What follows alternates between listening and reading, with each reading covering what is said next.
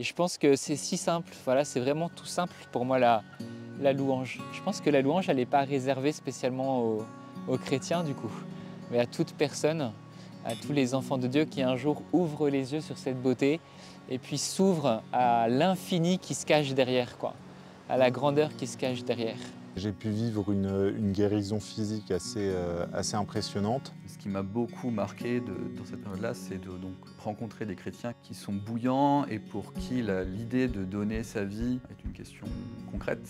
Moi, au sortir de ces rencontres-là, je me suis dit, mais en fait, est-ce qu'il n'est pas temps de commencer un peu à se bouger, à vivre ta foi un peu sérieusement? Les louanges est le summum de la musique dans ce que tu recherches. On dit dans la tradition judéo-chrétienne que la louange de Dieu, les chants de Dieu étaient guidés par un ange et cet ange il s'appelait Lucifer. Il y a quelques semaines, le frère Jérémy Marie m'a envoyé ce message. Il m'invitait à venir participer à un clip de musique de sa composition d'un chant qui s'appelle Pèlerin et étranger. Le frère Jérémy, maintenant vous le connaissez, il est passé sur ma chaîne, il a donné son témoignage. Et ce témoignage, c'était une sorte d'introduction à cette vidéo, à ce documentaire comme je l'appelle. Un documentaire qui vient creuser la question de la musique chrétienne louange. Et donc c'était pour moi une joie d'aller participer à ce clip, d'en profiter en contrepartie, d'aller tourner avec les musiciens qui participaient à cette chanson. Qu'est-ce que la louange? Comment on est appelé à faire de la louange? D'où ça vient? En quoi c'est une forme de prière hyper forte en tant que musicien? Et aussi c'est quoi cette particularité? Parce que c'est vraiment un grand service. Et donc comme la louange c'est un pan particulier de ma vie de chrétien depuis ma conversion, ça fait vraiment longtemps que je voulais faire cet épisode. Ça fait vraiment longtemps que je voulais faire cette investigation de la louange. Et donc c'est pour ça que j'ai pris mes caméras, que je suis allé les interroger et que vous allez découvrir aujourd'hui ces images, ces paroles. Et j'espère que vous allez pouvoir mieux comprendre ce que c'est. Et peut-être même que ça puisse vous aider dans votre vie de foi, dans votre chemin vers Dieu. Parce que pour moi, la louange, c'est vraiment quelque chose qui rapproche énormément de Dieu.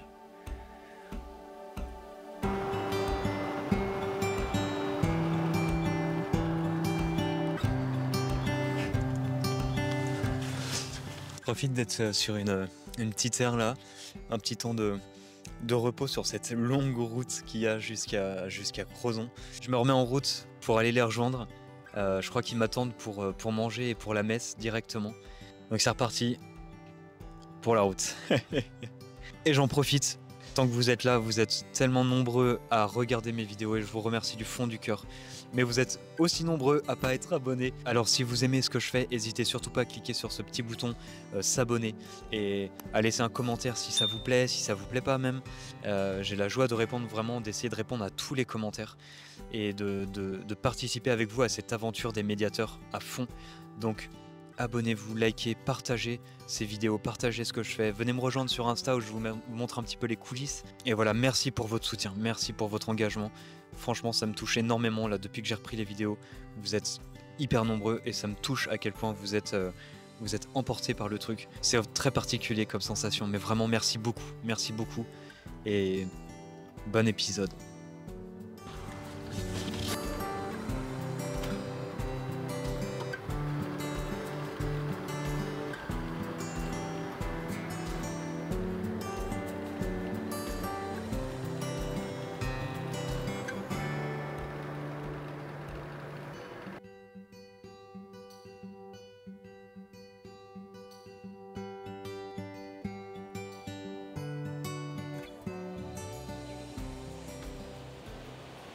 Au nom du Père et du Fils et du Saint-Esprit.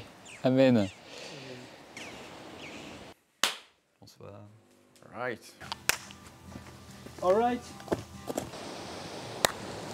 Voilà, salut, moi c'est frère Jérémy Marie Baptiste. Voilà, je suis frère franciscain conventuel. J'ai 35 ans, je suis prêtre de Jésus et je suis louangeur. Et puis avant tout fils de Dieu, quoi. Et frère de tous les hommes. Alors, moi, c'est Jean-Samuel. Ça fait bientôt une quinzaine d'années que je connais les franciscains. Et donc, actuellement, je travaille pour eux. Et voilà, ça... Putain, c'est dur. Et c'est là-bas que j'ai connu la louange. Voilà, qui est une forme de prière particulière, mais on va en parler un peu plus après.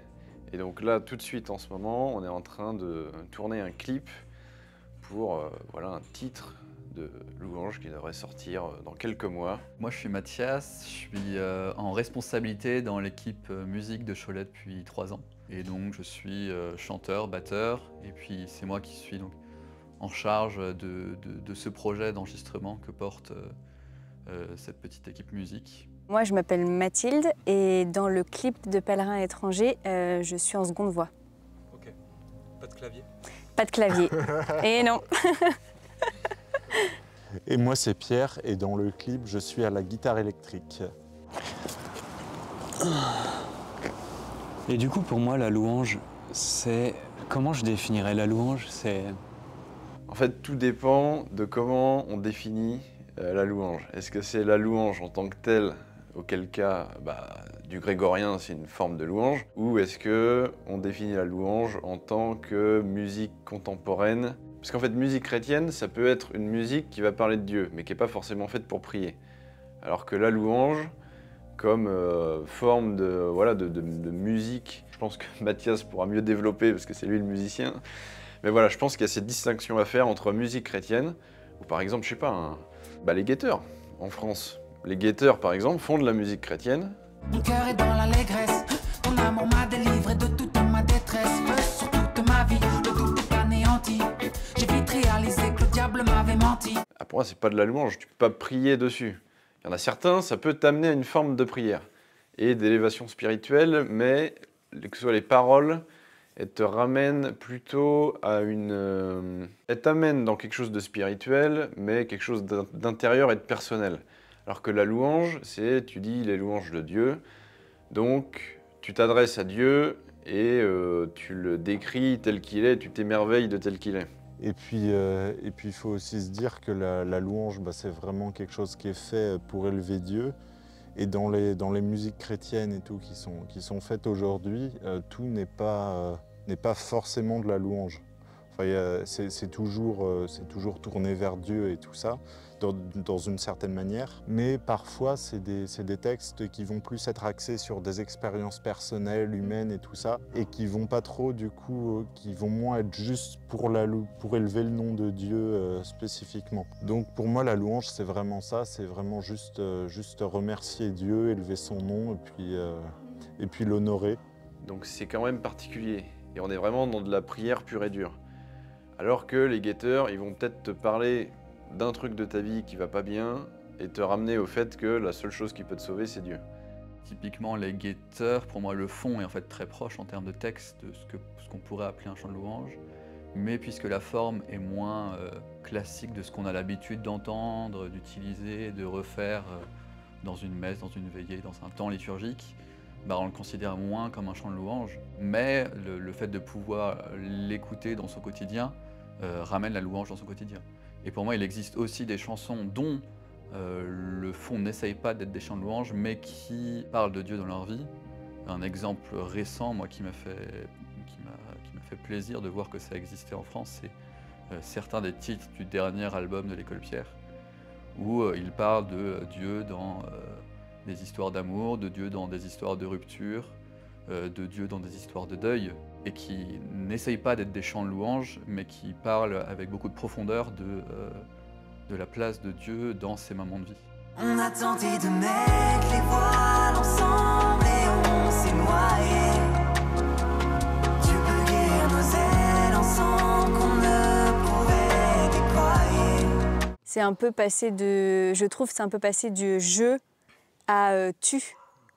Et c'est ça qui est beau aussi, de ne pas passer dans qu'est-ce que je fais moi, pour toi. Plutôt Seigneur, toi, tu fais de moi, ou alors tu es ça pour moi. C'est des choses différentes. Il y a aussi des musiques chrétiennes justement qui parlent d'expériences un peu plus personnelles, qui peuvent aussi aider à amener vers la louange justement, mais qui ne sont pas de la louange en premier lieu spécifiquement. C'est ça, oui. Par exemple, pour amener des gens qui sont peut-être un peu plus éloignés de Dieu, qui ne connaissent pas tout de suite, alors on ne va pas tout de suite leur dire « bon, vous allez chanter Seigneur, tu es bon, tu es ma force, tu es avec moi », tout ça.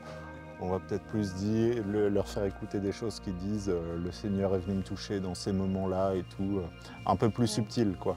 C'est un cri intérieur, c'est un truc qui vient résonner sur une corde à l'intérieur de nous et qui doit sortir, quoi. Et qui doit sortir vers Dieu.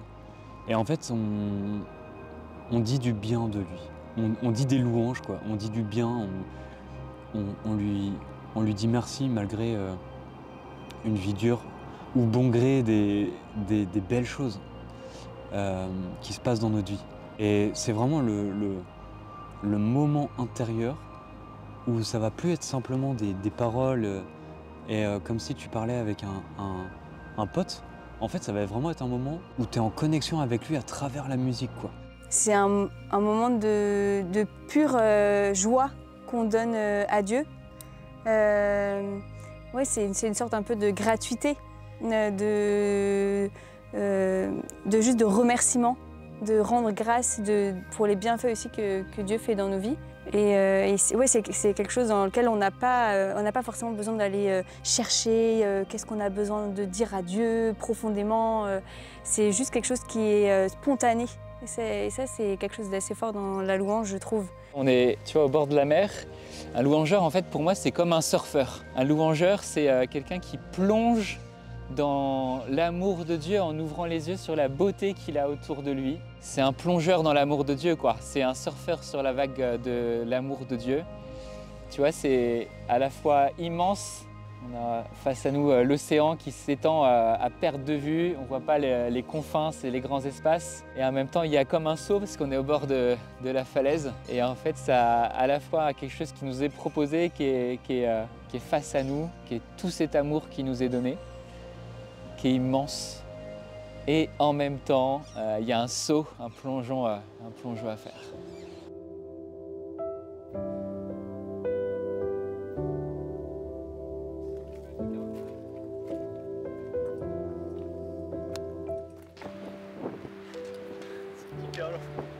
Les mecs ils font quand ils se filment en vlog comme ça. Salut tout le monde avec ça. Non, il faut pas avec ça. Déjà.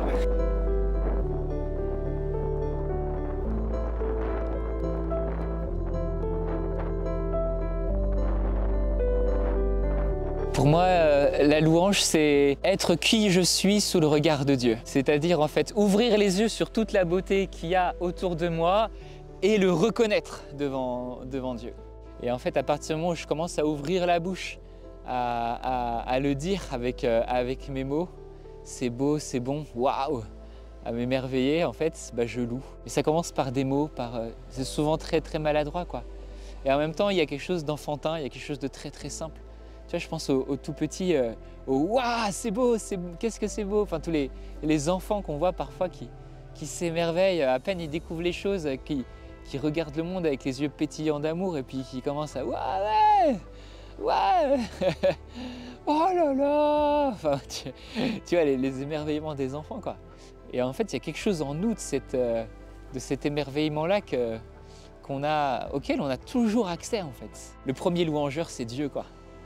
Et il crée, c'est un artiste, et à la fin de chaque journée, il prend un peu de recul et il voit ce qu'il a fait et il s'écrit « c'est beau, c'est bon », quoi. C'est une affirmation en fait sur toute la création, œuvre par œuvre.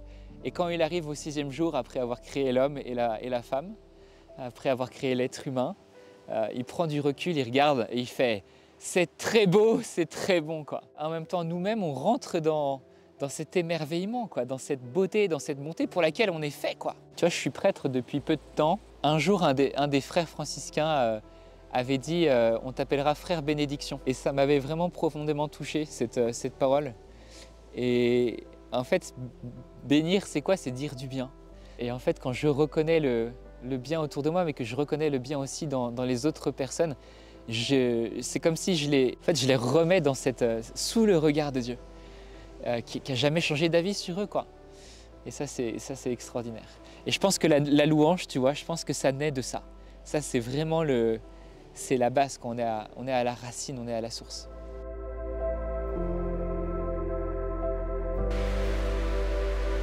Il faut qu'on fasse ça plus coucher de soleil.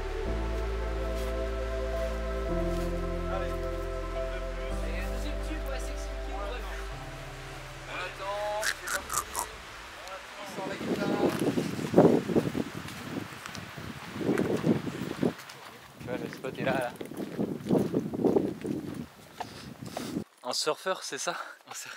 Tu fais du surf? Dis-nous tout sur ça, sur cette activité. Le surf, c'est pas un sport, c'est un style de vie. Et le surf, c'est une école. C'est une école de patience, c'est une école d'humilité, c'est une école de dépassement de soi. C'est une école de fraternité, même si on peut penser qu'on surfe sa vague. C'est moi et mon moi dans mon petit tube, dans ma vague, mais en fait il y a tout plein de codes, de règles officielles et tacites qui fait qu'on vit vraiment ensemble aussi. C'est une école de joie, c'est une école aussi où la vie est dangereuse et pleine de risques, mais en même temps c'est ça la vie. J'ai découvert ce lieu il y a 16 ans et là on est dans le petit village de Osmark qui surplombe les plages. C'est magnifique, c'est vraiment un lieu très très beau avec toutes ces petites maisons de marins, des marins pêcheurs qui vont traverser. Et ce serait pas mal pour un ermitage. Alors, Ouais, c'est clair. et le paysage est extraordinaire quoi. Voilà. En face de nous, là, il y a le cap de la Chèvre et puis on voit la pointe du Raz si on regarde. Je me rappelle vraiment de ce jour où j'ai découvert la worship, c'était avec Bethel et c'était le chant King of My Heart.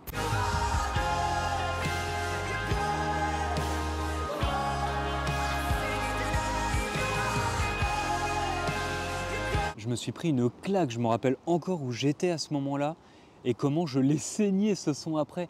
Et après je suis passé sur du Impact et chanter en français dans ma langue aussi, c'est encore quelque chose de plus fort. Ta victoire, mon espoir, ton chemin, mon destin, ton salut, mon refuge, tout est en toi. Et je me rappelle quand j'ai découvert ça, les sensations que ça a fait. Je me suis jamais vraiment mais à pleurer.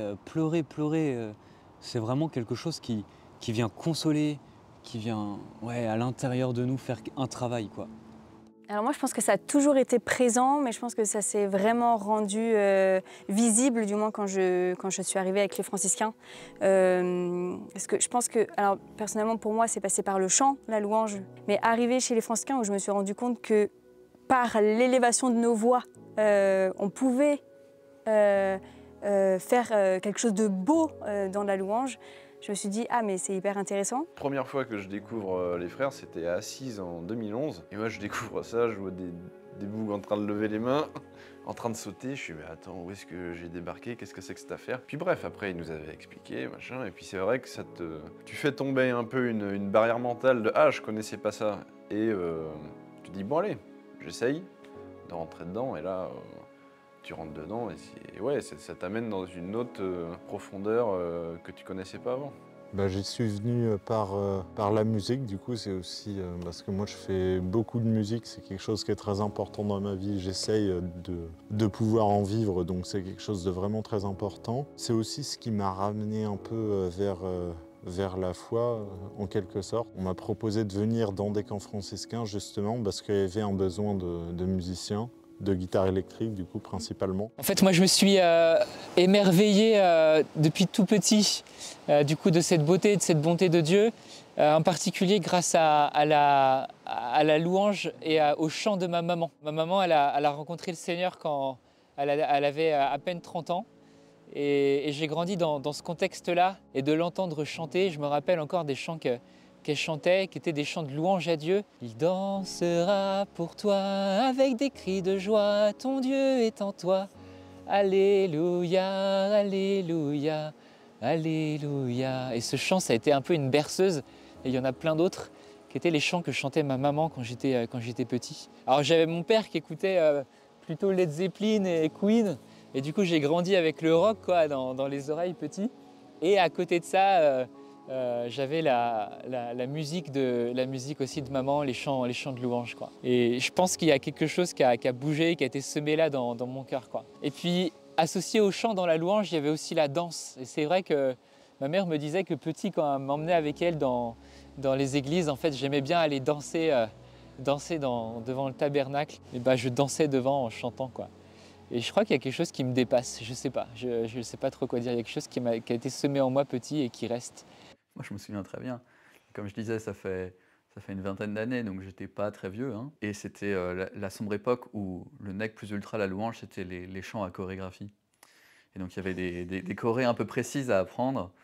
Et donc je me souviens d'arriver dans cette église avec différentes chorés à base de faire des gestes tous ensemble, tout ça. À cette époque, ça ne m'a pas beaucoup parlé. Encore aujourd'hui, les chants à chorégraphie, ça ne me parle pas beaucoup. Mais à cette époque, ça ne m'a pas beaucoup parlé.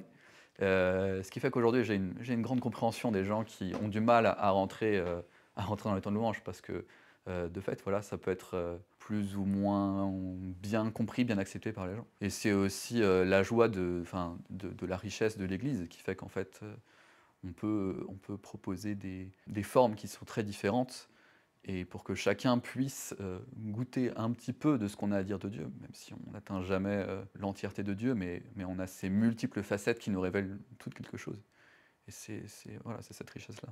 Et c'est vrai que de base, la louange charismatique comme ça, quand je le vis, que je suis dans l'assemblée, c'est pas la forme de prière où je me sens le plus à l'aise non plus. Mais quand j'ai un instrument dans les mains, ça change tout en fait. J'ai découvert ça avec les franciscains qui faisaient de la musique pendant des week-ends pour les jeunes. Et j'ai découvert ce style de musique à l'époque qui, en tant que spectateur, m'avait pas autant transcendé à l'époque. C'est vrai que moi, alors c'est pas comme ça que je l'ai découvert chez les frères, parce que je pense que je suis arrivé à une période où ça s'était déjà un peu atténué, mais en effet, je pense qu'au tout début, en tout cas, je pense chez peut-être les protestants aussi, mais chez les catholiques en tout cas, ouais, alors on va faire une messe des jeunes. Les mecs qui te font la messe des jeunes, ils ont tous 50 ans, tu vois, minimum. Oui, on se retrouvait à faire des espèces de chorés, pompez là. Et vraiment, t'arrivais là, tu faisais bon, c'est bien, mais en fait, c'est pas ça. Même petit, tu te dis pas, bon, c'est marrant, mais c'est pas ça qui t'amène trop à prier. Et je supportais pas en fait les trucs cucu qui passaient, quoi, la musique chrétienne un peu plan-plan, quoi. J'aimais pas trop ça me bottait pas, ça me plaisait pas trop. Donc il faut vraiment que j'ai un instrument dans les mains pour que ça me porte et que j'ai l'impression en fait de contribuer à quelque chose et de mettre au service tout le travail que j'ai fourni pour bien savoir jouer de mon instrument, de le mettre au service de quelque chose de plus grand. J'ai intégré aussi il y a quelques années, pareil, un groupe du coup plus de rock chrétien que de louange à proprement parler. Ipsé Worship sur Spotify, YouTube et Instagram. Voilà, ça c'est fait. Et du coup, c'est ça aussi qui m'a permis de me rapprocher de Dieu aussi à travers la musique comme ça. Et en fait, j'ai découvert des chanteurs et des chanteuses, des groupes de rock chrétiens qui priaient et qui jouaient en priant et qui aidaient les autres à prier, quoi. À travers de la musique que j'aimais, de la musique rock, folk. Et voilà, ça a été pour moi un passage, un changement à ce moment-là. Pour être musicien depuis l'âge de mes 8 ans, je fais de la basse. Et ayant parcouru plein de styles musicaux, la louange est ce qui est venu au-dessus de tout en termes de ce qui se passe à l'intérieur. Quand t'es un musicien, il y a un truc spécial qui se passe, quoi. Vraiment indescriptible un petit peu, c'est vraiment étrange. Voilà, tu vas avoir des grosses batteries qui vont te faire monter, tu vois, la musique monte, et toi tu montes en même temps que la musique et ça te prend aux tripes. La louange, la pop louange, la worship, ça ressemble vraiment à du post-metal. Ça a vraiment tous les codes.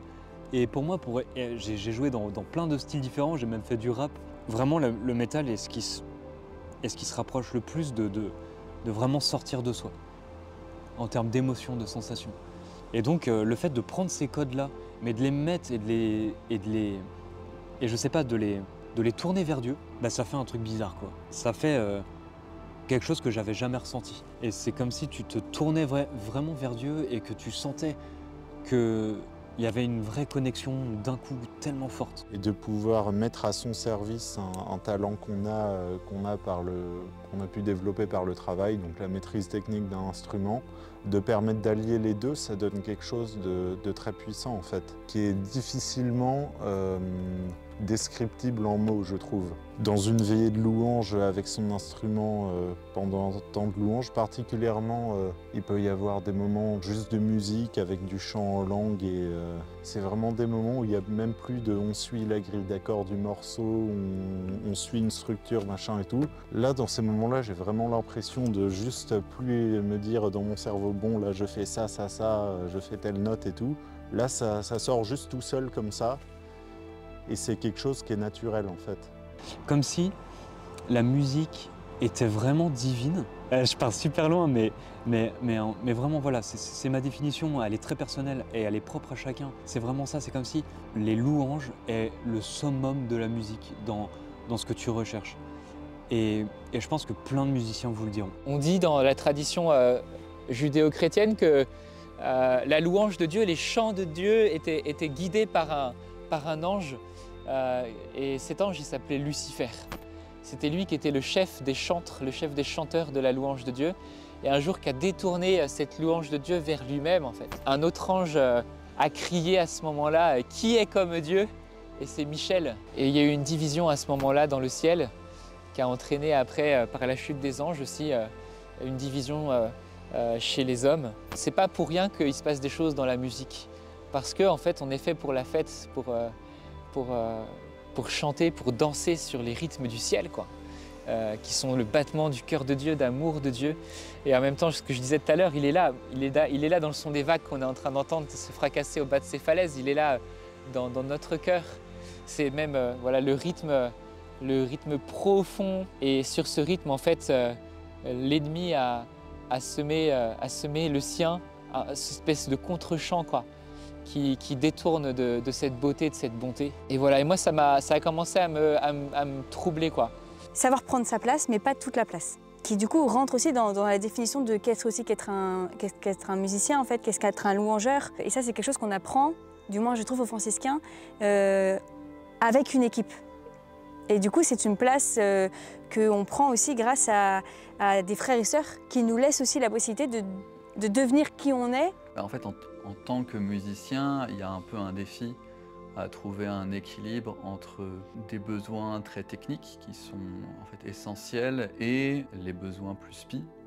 Et donc c'est encore une fois un équilibre qui est à trouver. Quand on est au milieu d'une louange, on peut des fois avoir besoin de penser à gérer son retour qui marche pas bien, de penser à c'est quoi la structure du chant, qu'est-ce qu'on va faire à tel ou tel moment. Et en fait, c'est des choses qui sont importantes, qu'on ne peut pas juste négliger, parce que c'est aussi cette notion de service et de vouloir faire le beau, de vouloir faire le mieux possible, parce que ça dit aussi quelque chose de Dieu. C'est quelque chose aussi qui est différent d'un musicien qui sera sur scène, qui va faire un concert, c'est aussi de s'effacer et de laisser juste la place à Dieu. C'est quelque chose où il faut s'ajuster là-dessus au début, forcément. Quelque chose qui s'apprend aussi au contact des autres. Enfin, de ne pas avoir peur du talent qu'on a, de ce qu'on sait faire, mais vraiment de le mettre au service et pas juste pour sa gloire personnelle, de se dire « Ah là, je vais faire un solo de guitare et tout, ça va être monstrueux ».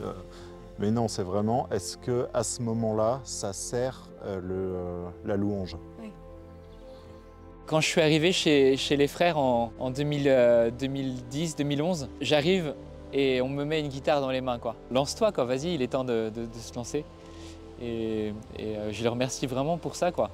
Un jour, donc en 2017, a été organisé un pèlerinage au Liban et en Syrie. Ce qui m'a beaucoup marqué dans cette période-là, c'est de donc, rencontrer des chrétiens qui sont bouillants et pour qui l'idée de donner sa vie pour Jésus est une question concrète de vie ou de mort qui peut se poser à eux réellement chaque jour. Moi, au sortir de ces rencontres-là, je me suis dit, mais en fait, est-ce qu'il n'est pas temps de commencer un peu à se bouger et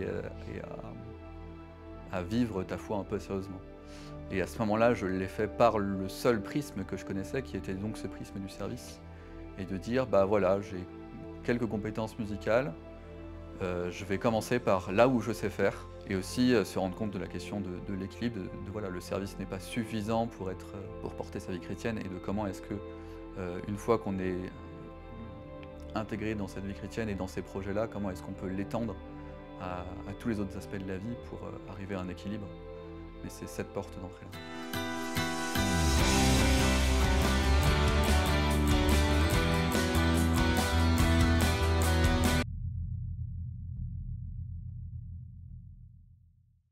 Le premier chant que j'ai écrit, qui a vraiment été pour moi le point de départ, c'est un chant qui s'appelle « D'où Jésus ». Ce chant, il a été composé pour un camp des enfants et on m'avait demandé de faire un enseignement. Le fait que Jésus nous invitait à être des pèlerins, à être des étrangers, c'est assez étonnant, hein. C'était ça sûrement le thème du camp, enfin François, pèlerin et étranger, c'était déjà ça. Et en fait, j'ai écrit un chant sur Jésus, sur la pauvreté du Christ, qui avait une manière d'être aussi. Je peux être un touriste, je peux être un randonneur ou je peux être un pèlerin, quoi. Je suis un touriste, je vis la vie, je regarde, je prends des photos et tout ça, mais je ne vis pas l'instant présent. Je peux être un randonneur, je commence à marcher, je bouge. Et puis je peux être un pèlerin, quoi. J'ai un but dans la vie. Et en fait, cette dimension-là, elle habitait mon cœur au moment où j'ai composé ce chant-là, D'où Jésus. Le premier chant qui était un chant acoustique pour les enfants, quoi. Et pèlerin étranger, en fait, je l'ai écrit, on est en 2016-2017.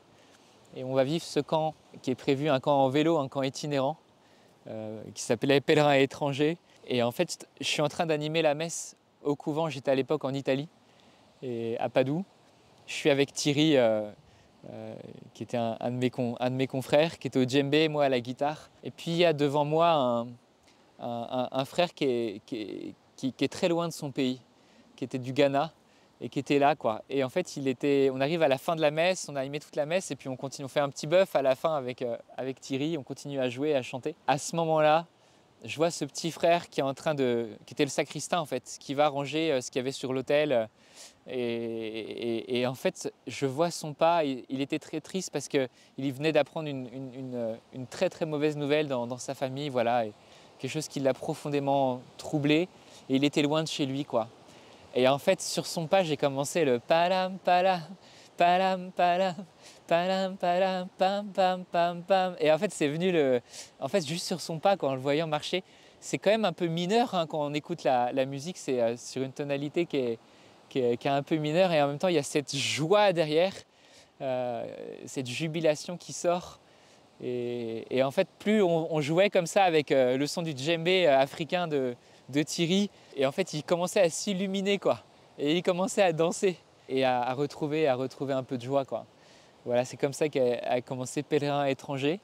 Et puis voilà, j'avais le refrain assez vite qui est venu: pèlerin et étranger sur la terre, nous passons les frontières, pauvre et libre dans ta main. Et tout ça, c'est venu dans la contemplation, je pense, dans l'écoute de la parole de Dieu. J'ai beaucoup médité le livre de la Genèse aussi, sur le sens de la pauvreté, d'être dans la main de Dieu, de la poussière dans sa main. Et puis c'est aussi en regardant ce frère, quoi, qui était loin, étranger. Et moi-même étranger en Italie. Les couplets en fait sont venus, parce que je retournais tous les ans à Cargonan. Et je suis allé prier le soir les vêpres, c'était le dernier jour de ma retraite dans cette abbaye bénédictine bretonne, mais voilà, qui est sur la presqu'île de Quiberon. Puis j'ai écrit les 5 couplets en quelques minutes, quoi. Tout est venu d'un coup. Et c'est né dans le silence, c'est né aussi à travers ce que j'avais à vivre dans le présent, quoi, qui était l'écriture de cet enseignement. Voilà. Et la première fois qu'on a joué ce chant, quand on a commencé, en fait, les jeunes se sont mis à sauter, à danser. Et il y avait une joie qui se dégageait de dingue, quoi. Et ils l'ont appris dès le premier refrain, quoi. Ils chantaient le premier refrain, le deuxième, ils chantaient tous. Ça a été pour moi, j'étais submergé par ce qui se passait, dépassé, parce que je comprenais que j'avais été instrument, quoi. Et en même temps, voilà, j'étais heureux. Je me rappelle m'être retourné vers le tabernacle et dire: Seigneur, c'est pour toi, et c'est toi, c'est ta lumière, on est fait pour ta lumière, quoi. Je crois que c'est un chant qui rappelle à tous les hommes, en fait, qu'on est fait pour la lumière de Dieu, qu'on est fait pour la vie avec lui sous son regard, quoi. Voilà. Dis-moi tout. C'est une mouette qui au vol attrape un sandwich. Ouais. Et un touriste qui est en train de manger son sandwich, tu vois, sur une plage bretonne. Bien à ton La mouette arrive et chope le sandwich cheval, quoi. Et le touriste retrouve son sandwich, quoi. puis alors, elle va se poser sur son petit rocher, quoi. Elle se pose et puis elle commence à manger son sandwich, quoi, tranquille. Et là, il y a une autre mouette qui arrive à côté et elle lui fait mouette-mouette. Ah, les blagues franciscaines, vraiment, c'est mythique à chaque fois. Hein. Toujours aussi surprenant. Hein. Assieds-toi près d'un vieux chêne et qu'on parle à la race humaine, l'oxygène. Et l'ombre qui t'amène mérite-t-il les coups de hache qui le saignent? C'est l'hymne de nos campagnes, de nos rivières, de nos montagnes, de la vie manne, du monde animal, crie le bien fort, puisse tes cordes vocales. Mais qu'est-ce que tu veux être plus heureux que ça qu'en regardant? Regarde, mais regarde. Et il y en a, tu vois, je veux dire, on a ça sous nos yeux, quoi. Voilà, c'est vraiment tout simple pour moi la louange. Je pense que la louange, elle n'est pas réservée spécialement aux chrétiens du coup, mais à toute personne, à tous les enfants de Dieu qui un jour ouvrent les yeux sur cette beauté et puis s'ouvrent à l'infini qui se cache derrière, quoi, à la grandeur qui se cache derrière. Mais ça reste pour moi le moyen le plus abordable et le plus fort pour me connecter à Dieu. Je pense que la louange, du coup, c'est quelque chose qui nous transfère, qui nous met sous le regard de Dieu. Et aujourd'hui, je pourrais pas me passer de louange. Enfin, ça a une place assez importante pour moi dans ma vie aussi, de ce que je te disais tout à l'heure, de gratuité aussi dans ma relation avec Dieu, dans ma vie personnelle, mais aussi de gratitude. En fait, pour moi, la louange, c'est un moment où je peux juste me dire, je ne suis pas encore auto-centrée sur moi-même. Là, ça me permet juste de me dire, ok, Seigneur, j'ai une relation avec toi, et dans cette relation avec toi, par ma louange, je te remercie aussi pour tous tes bienfaits. Et aujourd'hui, c'est vrai que ouais, c'est une place. La louange a une place hyper importante dans ma vie spirituelle, mais aussi dans ma vie au quotidien, en fait. Ça, c'est sûr. C'est la forme de prière la plus particulière, la plus profonde, la plus intense. Elle est incroyable, elle est si forte. C'était un peu, en fait, moi, ça a été le moment où je suis passé de la foi de mes parents à ma foi propre. C'était magnifique. Tu rentres dans une liberté d'action et une manière de prier que tu n'aurais pas forcément dans un autre cadre. Et je pense que c'est parce qu'on est vraiment des êtres faits pour ça.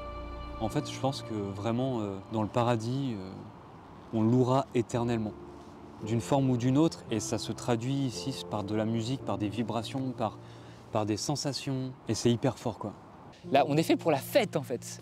Et il nous attend au paradis, on croit les chrétiens, un banquet de fête, un banquet de noces, quoi. C'est incroyable. La musique a vraiment ce pouvoir, la louange, de rentrer à l'intérieur et de travailler quelque chose et de parler à Dieu directement. Oui, ça c'est sûr, parce que c'est un lieu, enfin c'est un moment où je suis moi-même, quoi. Je sais que je vais pouvoir tout dire dans ma louange et que ça passera par là. Et en tout cas, c'est ce que je préfère, du moins, c'est quelque chose qui me parle beaucoup, vraiment. Plus ou moins indirectement, ça m'a quand même amené quelque chose d'assez important dans ma vie parce que du coup, comme je l'avais dit un peu plus tôt, c'est par la musique et tout que je suis revenu un peu vers la foi comme ça. Et donc du coup, c'est dans des camps franciscains à faire des veillées de louanges que j'ai pu vivre une guérison physique assez impressionnante. Et donc je pense que c'est vraiment parce que j'étais là à ce moment-là en tant que musicien de louange, que j'étais là à ce moment-là que ça a pu se produire. En gros, j'avais, pour faire très court, je ne vais pas commencer à rentrer dans des termes médicaux, des machins et tout. J'ai une malformation au cervelet qui est une petite partie en dessous du cerveau. Donc ça me provoquait des grosses fatigues, j'avais tout le temps des tics, de petits mouvements de tête. Peut-être que ça se verra dans l'interview, j'en ai gardé un peu des petits tics. Donc on n'y fait pas forcément attention, j'avais toujours la tête un peu penchée comme ça parce que forcément l'oreille interne, tout ça, c'était... Il y en avait une qui était à New York, l'autre qui était à Moscou. Bref, pour dire les choses simplement. Et donc c'est dans une veillée comme ça, une veillée de louange, qui était spécifiquement une veillée guérison, où il y a eu une démarche. Et à ce moment-là, j'ai senti que je devais y aller. Et j'ai vraiment déserté mon poste. J'ai regardé le lead musique à ce moment-là. Je lui ai dit est-ce que je peux y aller ? On m'a fait OK, j'ai posé ma guitare électrique, j'y suis allé. Et après, je suis remonté sur scène comme si de rien n'était, repris ma guitare, commencé à jouer. Le frère qui leadait spirituellement cette louange est venu me voir sur scène et m'a demandé spécifiquement à moi pourquoi tu veux que je prie, et elle a commencé à prier sur moi alors que j'étais en train de jouer. C'était dingue. Et ça a provoqué justement cette guérison. Et moi, à la base, je demandais la guérison pour ma vue, parce que je suis myope, donc rien à voir. Mais j'ai été guéri d'un truc encore plus impactant.